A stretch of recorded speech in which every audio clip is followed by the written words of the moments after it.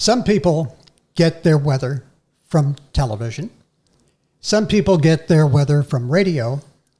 And yet other people get their weather from a band of non-professional weather forecasters referring to themselves as weather enthusiasts. This guy sitting next to me is probably the best there is. His name is MikeBarker. Mike. Pete, good to see you again. Great to have you back. Hello, Maureen. Hello, good Mike. To see good you, to my see dear. you too. Mike has been with us on 2 previous shows. Do I get a crown for that, or like an award, a plaque? Well, you get a pizza when we're done. A pizza plaque. We'll do a pizza. Yeah, that's good. That's good. So tell us, first of all, about being a weather enthusiast. If somebody says, well, what's the difference between a meteorologist and a weather enthusiast? A degree. In simple terms, Pete, it's the degree. I love the weather. I've loved it my whole life. Various different aspects of weather have always fascinated me. Except when I was a kid, believe it or not, I was terrified of thunder. I loved lightning, but I was terrified of thunder. That make sense. I was terrified of it. But ever since I was a little kid, I really loved weather, and I observed things. I observed, and I was fascinated by what causes these things. What makes it rain from the sky? What causes electricity in the sky? And I was very enthusiastic about it. Weather enthusiast. But to answer your question, in simple terms, it's basically a degree. Like, I took a lot of meteorology classes in college. I minored in atmospheric sciences. I didn't take all the classes required to become a meteorologist. I didn't go into all the physics, calculus. I took some of those, but not all that's required to be a meteorologist. And then when you get your broadcast degree in meteorology, you then have to get a job in the industry. And that could be anything from an internship, but it has to amount to 3 years. And some of it has to be broadcast experience. And then you take a written examination, very comprehensive, detailed and tough examination. Wow. And if you pass that, you become certified and you can call yourself a meteorologist, which I will never in my life do because I'm not. People on my Facebook page often refer to me as a meteorologist. My friends who went to high school said, oh, my friend's a meteorologist. I'm not. And I will never disrespect the people who have gone the extra mile to become and took the extra classes in school, took the certification tests. I may be just as passionate, but I am not a meteorologist. There are a lot of people who have made names for themselves on social media. Many of them are here in New Jersey that are very, very good, that have a lot more time, that have made a career out of it on social media. And they have knowledge that makes my knowledge look weak. Although my accuracy is pretty good, I strive to be accurate, but I don't feel comfortable saying I'm the best there is because I don't feel I am. I can guarantee you this. I put as much effort into it and I agonize over forecasts until all hours of the night waiting for this model or that model or the data from this model to come out. I analyze it. Sometimes I'm up all night. If a snowstorm is coming and it's go time, I'm up till 3, 4 in the morning waiting for those latest runs, computing the data in my head. So as far as passion goes, yeah, I'll put my passion up against anybody. But knowledge, there are people that are much smarter than me. Well, Mike, describe for us what your home setup is like. How do you get all this information? That's a good question. I mean, a lot of it can be done right on the phone. Mm-hmm. You can subscribe to different platforms, radar platforms. So you have a lot of the computer models that we look at are available to the general public. Some of the data that is associated with the models, you have to subscribe to get the more detailed data. But it's very simple. You just need access to internet. You have to, subscribe to certain things, and you just have to know what you're looking at. So you don't need like an anemometer and a barometer and all that stuff? If you have that, I do. If you have that, it makes it, a lot better. because you have real-time conditions, but that's only like at your house. You know, so I don't put much stock into. I can tell you what's happening at my house. The wind is 25 miles an hour, or it's 10 miles an hour, or something like that. The tools I don't need necessarily. The tools that I have available on the phone and the computers are my go-to. But putting a forecast together is extremely complex, because just give me an idea. The first step is recognizing the pattern that you're in. And that usually develops, it's like 7-8 days in advance. You can say, okay, there's a storm signal. But you don't do anything with it, because you just observe it. There's nobody out there that can accurately predict 7 days in advance what's going to happen from the clouds on Sunday, the previous Sunday. It's just, you just recognize the pattern. Is the pattern favorable for a winter storm to develop? If the answer to that question is yes, you keep on monitoring it. If the answer to that is no, you just kind of disregard it and let the social media people go crazy with it. And that's the kind of thing that we're up against with social media, is that you have people that are looking for clicks on their various different sites. They post these computer models that are outrageous, saying 35 inches of snow for the Jersey Shore next week, and they just post it with absolutely no regard to factual information. People see that information and they start posting it. Then my inbox blows up saying, "Oh, look, we're getting 3 feet of snow next week." We are? That's news to me. Yeah. So, being a social media guy, you don't want to trash your people that have the passion, but there are literally some websites out there that are trying to get clicks on their website, and they're posting these outrageous computer models that they don't know what they're looking at. They have no idea what any of that means. They're just putting out a projection from one computer run of one computer model that's obviously extreme. The next day, if they posted the model the next day, it would show a totally different story. Now, you talk about the models. Until more recent years, I had never heard about like a European model versus the American model. But it seems like the European model is correct more often than our model. The European model, as it's known now with King Euro, it kind of ruled the roost when it came to Hurricane Sandy. Mm-hmm. It was the first model to pick up on the left-hand turn into the Jersey coast in 2012. Ever since then, the European model has been highly regarded by weather enthusiasts and meteorologists alike. Now, is that a bulletproof model? Absolutely not. Is it one of the first ones that people look at? Absolutely yes, because they've proven time and time again with the hurricanes and a lot of their nor'easters that we've had since then that they're pretty on top of things, and they get it right before anybody else does. They're on to certain things in the atmosphere. They pick up on things in the atmosphere that no other model is picking up. Each model has a different area where they excel. The European tends to pick up on storms, 6, 7, 8 days, even 9 days out, where like the North American model or the GFS, the Canadian model, their wheelhouse is more in the 72-hour range. Like between 3 days and 7 days, the European model is the more accurate one. That's the one we kind of look at the most.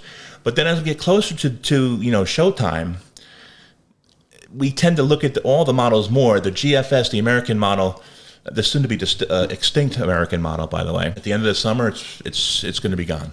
But no, each model has its wheelhouse, and it's our job, my hobby, to interpret what they're saying. Now, it's not just looking at what the placement of the storms are, because when I said a little while ago about recognizing the pattern by that I mean, okay, where's the jet stream? Is there high pressure systems around? Because high pressure systems, as I've said so many times last summer with the hurricane season, the high pressure systems most of last summer were in perfect positions to protect us here in New Jersey from getting a landfalled hurricane, because it was just not going to allow it. It was pushing everything off. It's considered like a brick wall. That's what a high pressure system is when it comes to hurricanes. As they try to come up the coast, depending on where the high pressure system is, if it's close enough to New Jersey, it's not going to come anywhere near us. And the same thing happens with nor'easters. Same thing protects us from winter. from winter storms, and it's like a brick wall. It can't penetrate it. And the hurricanes look for the path of least resistance. And last summer we got into a very favorable pattern where every storm came up and kind of curved between the United States and Bermuda and then safely out to sea. We didn't have a single landfalling hurricane last year in the United States. First time in a very long time. We just came out of one of the most grueling, hated winters in a long time. And the first thing that I want to ask you is, was this an unusually bad winter, or was this just winter in New Jersey and previous winters were just milder? Both, actually, because this was the coldest winter we've had statistically in a number of years, in over 10 years. And we kind of got used to the fact that, it's been warmer than average and, not as much snow over the last 5 or 6 years. This year was, I think it was on record, it was the 36th coldest winter on record in New Jersey. So as cold as it was, we've had worse. 1996 immediately comes to mind. That was a brutally cold winter, and I think that ranks in the top 15 or top 10. But it was the coldest winter we've had in New Jersey in 11 years, since the winter of 2015, 2016. So there's going to be a lot of people that are saying winter of 2025 into 26 totally sucked. What happened? Where did all this come from? And let me preface that by saying it could have been worse. We were in the perfect pattern for far more storms to develop than they actually did. We were literally like sitting ducks in New Jersey for nor'easters. They just the moisture didn't meet the cold air all the time. We could have had 4 or 5 more storms easily that were modeled a week and a half in advance that I was watching. Storms that we'd be measuring in feet, more than a foot of snow. We got a couple of those. Wow. Yeah. So this could have been a really disastrous winter. Yeah, it was. Like I said, it was the coldest winter in 11 years. But on record, it's more like 35 or 36 coldest. Now, we had those 2 big storms. Mm-hmm. And the first one, I think, in our area here in central Jersey, came out to, I think we had about 13 inches on the first one. And that paled in comparison to the second, which was measured at 21 inches in nearby Sayreville.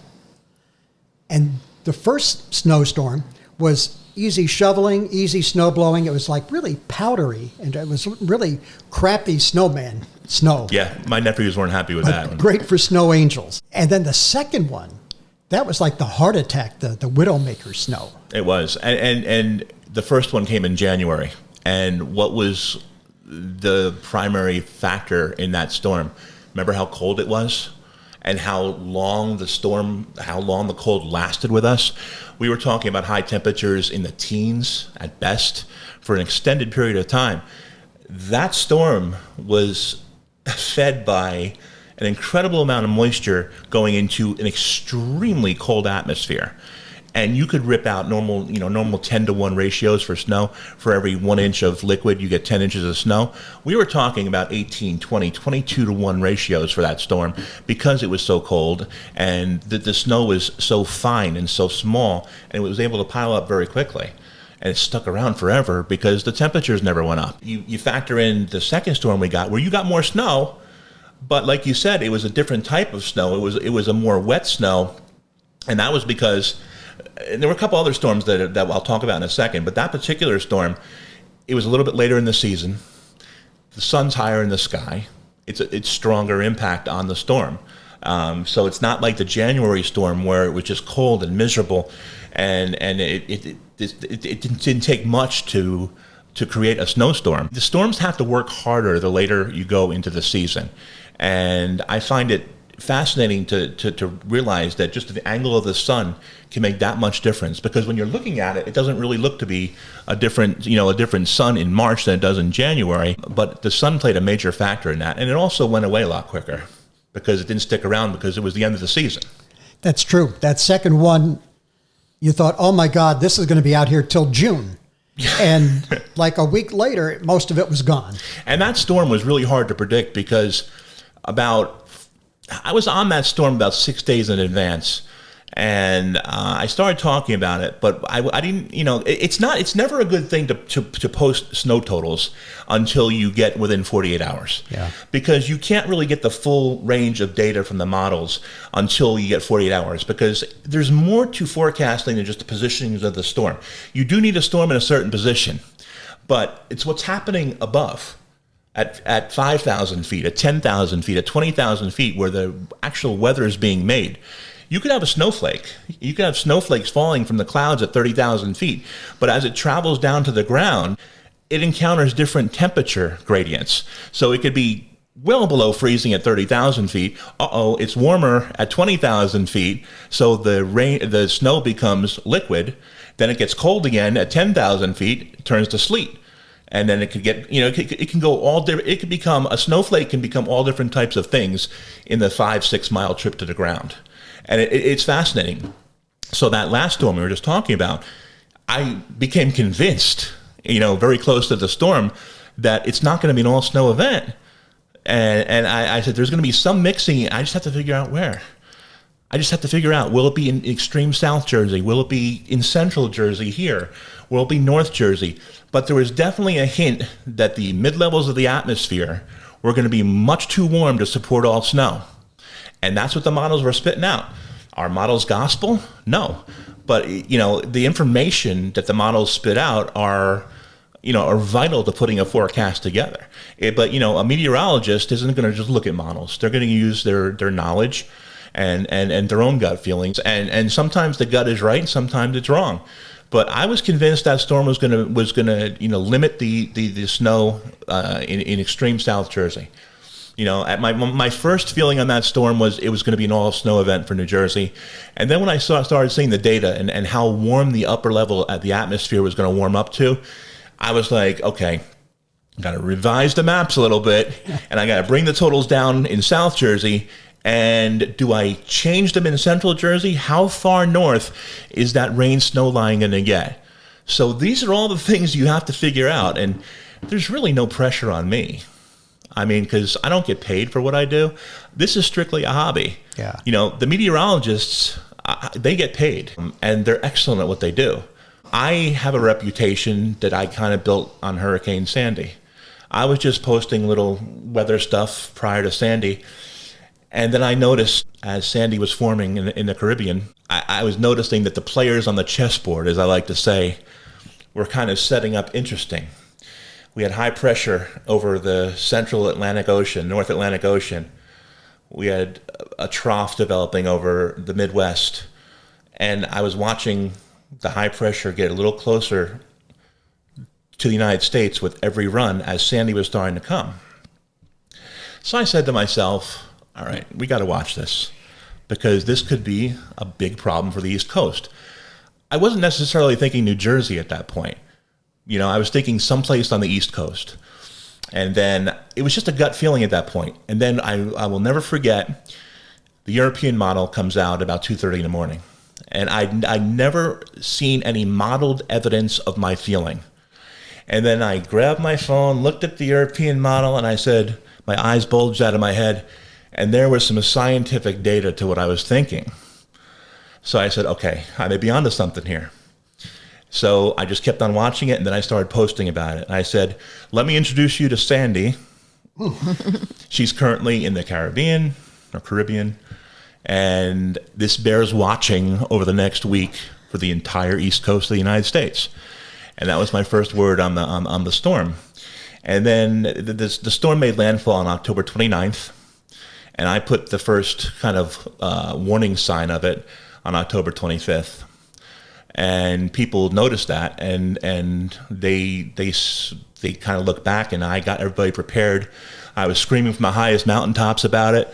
I said, and I was getting accused of all different things. Hype. You're hyping this. Nobody else is saying this. And then people started to talk about it, and I got people ready for it. And a lot of people evacuated because I told them to. And quite honestly, that was the best feeling in the world, because a lot of my friends to this day say that it was my words that saved their lives, because they had no plans of leaving. Wow. So that's why I do what I do, because there's so much bad information out there, and social media has become a cesspool for that. And I try to put out real information. I'm not looking for clicks. I'm not looking for likes. There's no monetary gain for what I do. I do it in my spare time because I love doing it. I'm passionate. I'm an enthusiast. Because I noticed a few times over this past winter, people were on Facebook losing their mind about this storm. And Mike kept saying, everybody calm down. Everybody calm the hell down. We're a week out from this yet. This is too soon to be panicking. For the last 48 hours, you were saying we're going to be critical. This is where the rubber's going to meet the road. Everybody calm down. I'll tell you when it's time to panic. That's it. And that's the reputation I've developed on social media, is the fact that when I panic, people believe me. You know, I don't cry wolf. I don't do that. When I say something, I have the reputation that it's going to happen, and for the most part, it does. Very few times have I ever raised panics about things. Sandy was the most notable. Where did it actually come in? Brigantine. It was Brigantine. 8:02 p.m. on October 29th, 2012. How do you remember these? Listen, I can't tell you what I had for breakfast this morning, but I can tell you when Hurricane... Actually, correct me, I got struck by lightning if I call it Hurricane Sandy when it was... I believe it was a hurricane when it made landfall, but officially it was an extratropical system. It was not a hurricane when it made landfall. Only one hurricane's made landfall in New Jersey in recorded history, and that was way back in 1903. Oh. Irene was a hurricane up to the very last possible moment, and then it got downgraded to a tropical storm just as it crossed into Atlantic County and kind of skimmed the coast and hit Long Island. Sandy was a hurricane up until the very last moment. I have my disagreements. I don't disagree with National Weather Service very much, but they get paid a lot more, and they've forgotten more than I know. So even though I disagree, it goes into the books as a non-landfalling hurricane. The scary part about it is it could have been a lot worse. If that thing, it made landfall in Brigantine, it came in at an angle. So because it came in at an angle, it impacted the whole Jersey Shore north of Brigantine, as the famous pictures of Seaside with the roller coaster in the ocean. Route 35 between Point Beach and Seaside, particularly in the Maniloking area, completely destroyed. Sandy created another inlet. It went from right just to the south, just to the north of the Maniloking Bridge. It created another inlet between the ocean, met the bay, and it went right across Route 35. That storm, to the south of where it made landfall, in like my summer paradise in Wildwood, it was just rain, flooding rain, not a big deal, no destruction. Everything north of Brigantine was a complete disaster area. Now, some of you may know, if you know the voice, if you know the name Mike Barker, Mike is by trade, professionally, a traffic reporter on radio in the New York metropolitan area.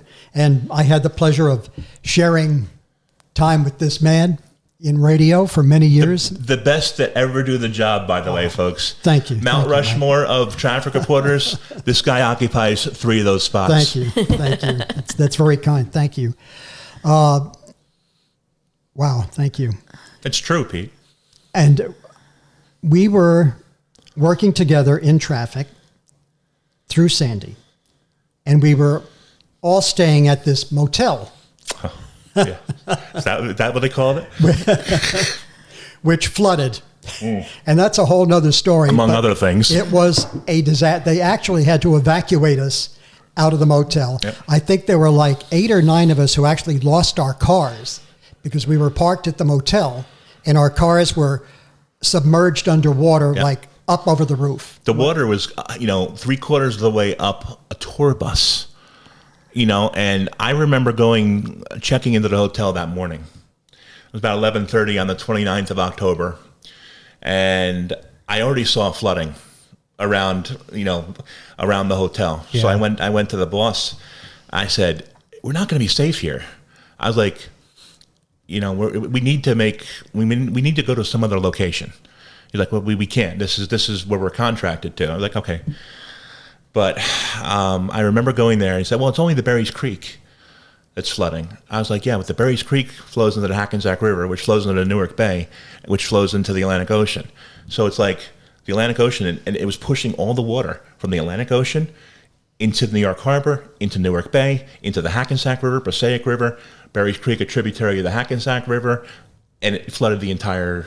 And I just never forget looking out the window of the hotel and seeing the water up the tour buses, the water coming up the stairs of the hotel. I was looking for a hatch to get off onto the roof. I was looking for an escape route, but that was a crazy time. And I often get asked, is it true what they say about Sandy being a once in a lifetime storm? I don't think we'll ever see another Sandy per se, because that was truly a super storm that did extraordinary things. Will we get a landfalling hurricane in our lifetime? I think we will. But that, Sandy was the one storm, I think, and you can safely say it's a 1 in 100 type storm. And the last one to make landfall was 1903. Then it goes to 2012, 109 years. So we're about due. Well, yeah, and one of the things that a hot topic is in these days is climate change and global warming and all that. And science says global warming's real. The statistics show it. The last 11 years have been the hottest years on Earth. 11 consecutive years. And this feeds hurricanes, doesn't it? Because they like that warm, moist air. Absolutely. It's all interconnected. And there's no coincidence, over the last decade, we've had some really bad hurricanes. Not all have made landfall, but some of them have. Unfortunately, my hurricane, named after me, Hurricane Michael, did an incredible thing. It went from a tropical storm to a Category 5 in 18 hours and made landfall as a Category 5 in the panhandle of Florida. And, those things never happened before, Pete and, Maureen. They never happened. We didn't see those things back in the day. We didn't see tornadoes in New Jersey back in the day. Yeah. Tornado warnings, we have dozens, well, not just one or two, we have dozens of them every year in New Jersey now. That one year, a couple years back, we had like 7 or 8 tornadoes in New Jersey in the same day. Since when did New Jersey become Tornado Alley? Well, I was going to say, one of my favorite movies of all time is The Wizard of Oz. Oh, yes. And as a kid, the tornado scene was frightening. And I remember telling my mother, especially, Mom, that's horrible. I'm scared. And she's like, oh, we never get them in New Jersey. You don't have nothing to worry about. I was told that too, Maureen. We do now. Well, we do now. By the way, I love the tornado in The Wizard of Oz. Wasn't crazy about Miss Gulch turning into the witch during the tornado. That freaked me out. It still does to this day. But it begs the question, and it's a serious question. What is the reason for all these severe storms? Climate change is real. I believe that. We're getting stronger hurricanes. We're getting stronger tornadoes in spots we never got them before. Global warming, I'm not an expert. The stats and the science say it's happening. Glaciers are melting. Icebergs are melting. But every year, the Earth's temperature is getting hotter. And so I think it's, although I wouldn't put a hand on a Bible and swear to it under oath, I think there's something to it. I do wholeheartedly believe that climate change is real, and they're kind of intertwined. One kind of causes the other. So if you believe in climatology, climate change, what's the root cause of that? Why are we getting these stronger storms? Because the oceans are warm.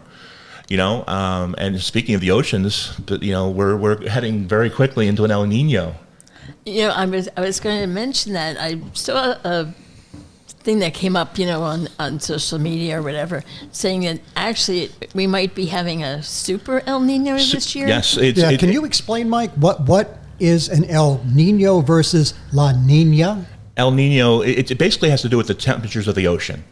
An El Nino, which we're going into now. How strong it becomes, we will see. If you believe the modeling, if you believe the data, we're talking about something like you just said, a super El Nino.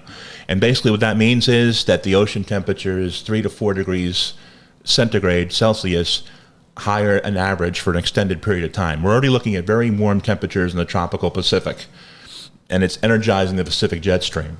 So it's starting to happen. The question is, when does it start? How long does it last? And what are the impacts going to be? generally in an El Nino winter, summer rather, the southern third of the country is extremely wet and cooler than usual.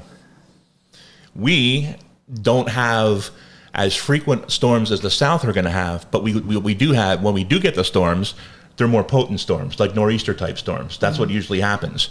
And if that transcribes into the wintertime, we're going to be looking at some people say the blowtorch type winter, where it's going to be extremely above normal with very few snow chances.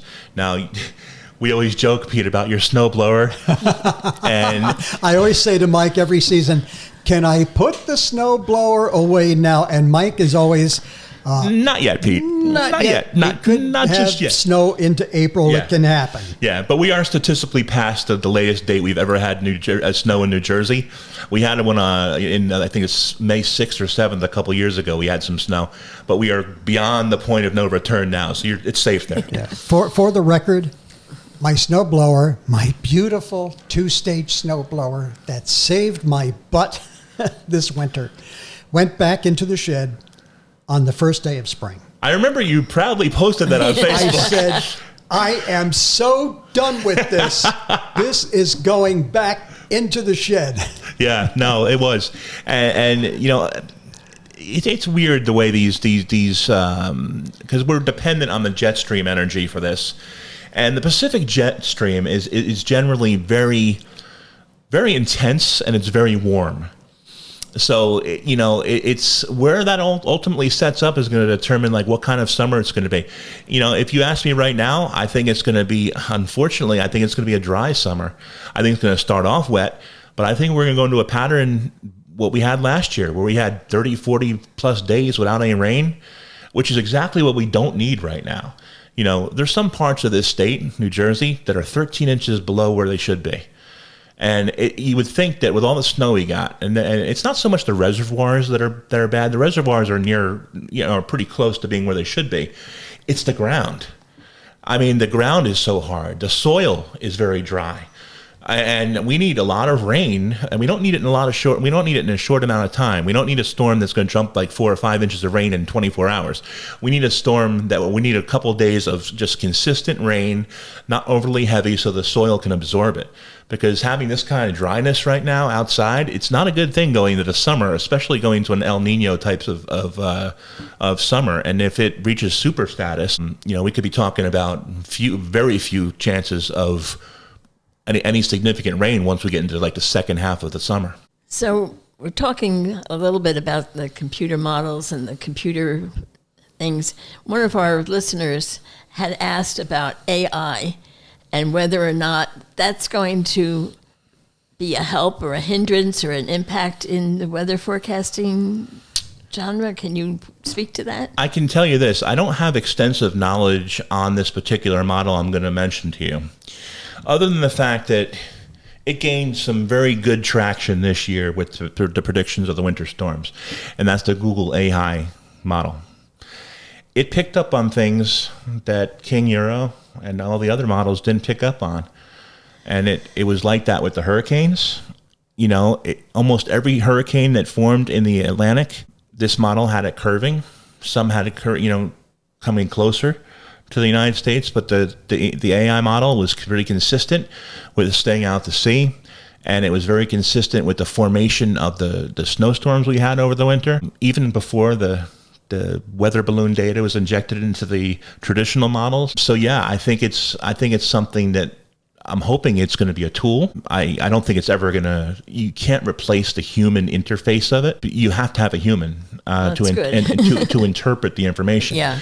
Like I always tell people, don't rely on your weather app. All that is strict data from a computer model that's just entered into your app with no human influence whatsoever. And that'll change 6 hours later. Every time the computer models are adjusted, your app is going to adjust, and it's going to go from 24 inches of snow to 6 inches of snow. And then they blame the weather people for that. It's like the weather apps are only as good as the individual models that it's contracted with. And AI, it's scary. As good as it is, I mean, there are a lot of jobs that could be in jeopardy going forward. I don't think meteorology is one of them, because as good as this may get, and as impressive a start it's off to, you still need the human element to it. And I truly believe that. I really do.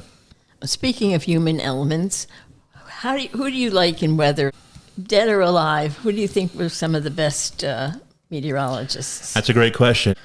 There's one meteorologist who I can't even begin to tell you how much respect I have. That man has taught me so much, and I've only casually met him twice. The way he delivers the information and explains it scientifically, but in a way that the normal person can understand. He's done this for 45 years in New York City on radio and TV. His name is Craig Allen. Mm-hmm. Craig is the best of the best. Like Pete, he would occupy 3 of the 4 spaces on Mount Rushmore. I should point out that Mount Rushmore, like me, is wearing down and cracking in some. Yeah, don't sell yourself short, Pete. But yeah, I mean, Craig Allen is see, I don't like hyping. I don't like hypers. If you follow my Facebook post, you'll always say, "Oh, the hype machine's at it again." I don't like people who hype things. And although I can't prove this, there are some people who I know who have said that they're told to sensationalize it. Mm-hmm. And there are certain meteorologists that don't buy into that. Craig is one of those people. Craig tells it like it is. He explains it in a way that my nephew can understand, but he still does it in a scientific way where he satisfies his delivery, where he talks to people like me who understands what he's talking about scientifically, and talks about the average citizen who may not understand, what this, that, or the other thing means. So Craig has a way about him, and there's a reason he's lasted for so long, both on radio and TV. The other people that I would give an honorable nod to is Lee Goldberg on Channel 7. Mm-hmm. He's another one, much like Craig. He doesn't hype. He talks to you in a way scientific, but he also talks to you in a very understandable tone. And he's excellent at what he does. I think Lee and Craig are far and away best in New York. Cecily Tylen in Philadelphia, she's excellent, extensive knowledge. She's also a non-hyper, but she's extremely knowledgeable with her delivery of her forecast and her explanations of all the different scenarios that could happen. And that's where people don't understand is like, we just don't know. People in this day and age in 2026, they need to know information immediately. Okay, they saying, I'll get back to you in 6 hours. It's not good enough for them. They need to know exactly what's going to happen, when the first flake's going to fall, and what it's going to look like in my backyard. You had one woman, and I probably shouldn't have done it, but as you know, I sometimes can be snarky. A little bit. I hadn't noticed. And a little bit. She asked Mike a question on Facebook. When is the storm going to start?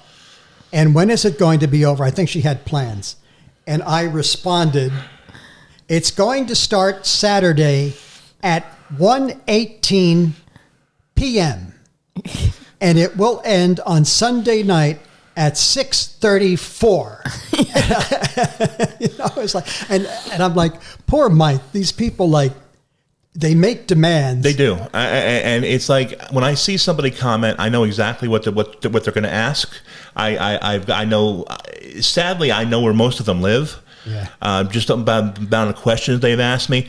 But on the flip side, it's nice to be respected by people. It feels good to hear that people really turn to you for information. But like we were just talking about, I get asked so far in advance because of these hype sites and the satire sites that are just posting computer models. And sadly, professional meteorologists are now pressured into putting out snow maps earlier than they ever would in the past because they have to stay ahead of social media. And not people like me, because you'll never see a snow map from me on my page. The earliest is 48 hours out. Usually 36 is when I do it. Yeah. And you always qualify that and say, this could change. Right. I'm going to be tracking this thing right up to the last minute, because I know there have been times where you said, I'm confident in my maps. I'm not going to change them. And then there's others where you said, all right, I'm making it like you said. I'm going to decrease the amount of snow expected down in South Jersey, and I'm thinking about bumping it up maybe a little for Central and North. Still looking at it. Final map yet to come. Right. And there's no such thing. Listen, we all strive to have a perfect forecast. We all strive to have that. It's not going to happen.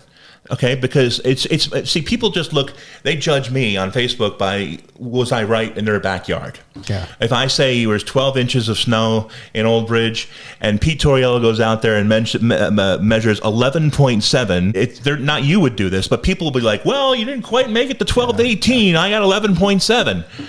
Then you have most of the people are not like that, but you do have people like that. But they need to know immediately, and it's frustrating because it forces people's hands. But you can't put out these forecasts until you until you really digest all the data, and a lot of that data comes in last second. I've always said there are two professions where it is tantamount to you saying, "Here's my chin, punch me." Those jobs are traffic reporter, believe me, and the other is weather forecaster. Well, I just say I'm a professional traffic reporter in New York City, and I'm a weather enthusiast. I guess I'm in a little bit of trouble here. But it's true. It's so true. I mean, I have a good bunch of people that follow me. I think I'm close to, I don't even know. I mean, whatever Facebook's limit is, that's what it is for me, because I have like hundreds of people waiting to get in, and I haven't deleted anybody. And if people unfriend me for whatever reason, I see an opening, I click who's ever there. But I have a lot of people, you know, who are friends of friends of friends I can't accept because Facebook just won't allow me to. And then they say, well, you should start your own weather page, like an actual weather page, like Mike's weather page, or you know, Barker's weather page, or something like that. Barker's barometer. There you go. Pete, there you go. I like that. Barker's barometer, and I can have unlimited amount of, you know, people follow my page, and then, you know, but then there's monetary things that get involved with that, and then people would say, oh, he's doing it for clicks, and it's like, there are people that do it for clicks. There's no doubt about it. There's some social media sites that are rather popular that people, you know, they just post this outrageous stuff just to get clicks, and they get paid for all the interactions and the traffic on their sites. That's not what I'm about. I just don't believe in it, because the main reason I started doing this was because of the fact I want real information out there. And then it just kind of developed into it kind of took off into like a hobby of mine that people kind of depend on. And it's flattering. It really is. I love it. But you know, I haven't admitted this before, but I kind of missed the boat in life. I missed my calling in life. If I could go back 30 years and do this all over again, I would have not pursued being a radio DJ, and I would have actively pursued being a meteorologist. One of my biggest regrets in life is I was in a different place in my life back then. I was very involved in radio station stuff, and I admired, as you know, Casey Kasem. I wanted to be him. It was like a goal of mine, and I never let that go. And that kind of directed me towards radio. Even though I took dozens of classes in meteorology in college, if I could go back and do it again, I would have taken the right fork and become a meteorologist, because I truly love it. I respect the hell out of people who do it. You have no idea how much involved there is. It's insane the amount of knowledge these meteorologists have, and to a much lesser extent me. And they just are judged by how much snow falls in this person's backyard. But it's a lot more than that, and people don't realize it. Have we addressed all of the questions that we had submitted Yes, by so. listeners and viewers? I think so, I think yeah. so, right? I believe so, yeah. Well, Yeah. you So can is always, there anything? Oh, I'm sorry. Go ahead. Anything more you would want to add, or? Well, I wanted to add about how I put a forecast together. Okay. Now, we talked about recognizing the pattern. That's about a week out. And then we just analyze the data that keeps on coming in. But in today's age, when people demand information so quickly, it's impossible to put a real accurate forecast together because we just don't have the data. Many of the winter storms that we get here in New Jersey originate in the Pacific Ocean. And weather balloons you can't launch weather balloons over the ocean.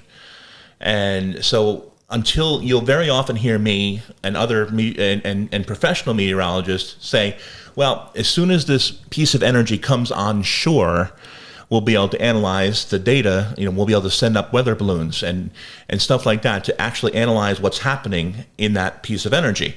And once a piece of energy comes on land, which is generally 48 to 72 hours ahead of its arrival here in New Jersey, generally, that's when the models kind of all hone in together. That's when you really start focusing on the nitty-gritty of the models beyond where the storms are placed. And that's where you put your forecast together. And unfortunately, some of the valuable weather balloon funding was cut off. And we don't send nearly as many weather balloons up and other ways to track real-time data in the atmosphere. And that presents a problem for the computer models because the computer models rely on that real-time data. But going back to how you put a forecast together, that's why I always say you want to wait until the energy comes on shore so you can get proper modeling of the storm. And, you'll hear me be very vague up until about 3 days.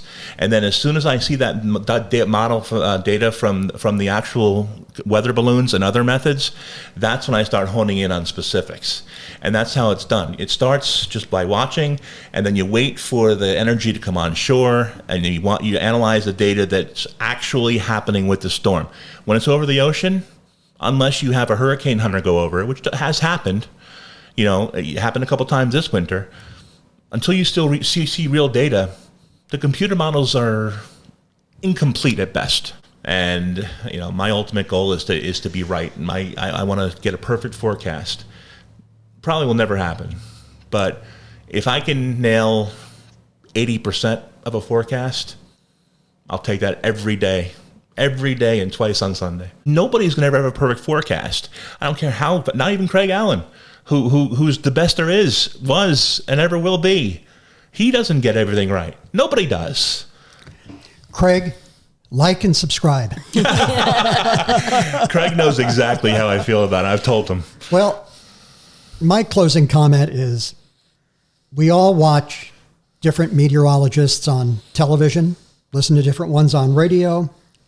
But for me, and I think I can say this for Maureen too, it ain't real until MikeBarker says it's real. I appreciate that because one of my things I'm proud of is that people realize that, like I said earlier in this show, if I talk about it seriously, it's something to be concerned about.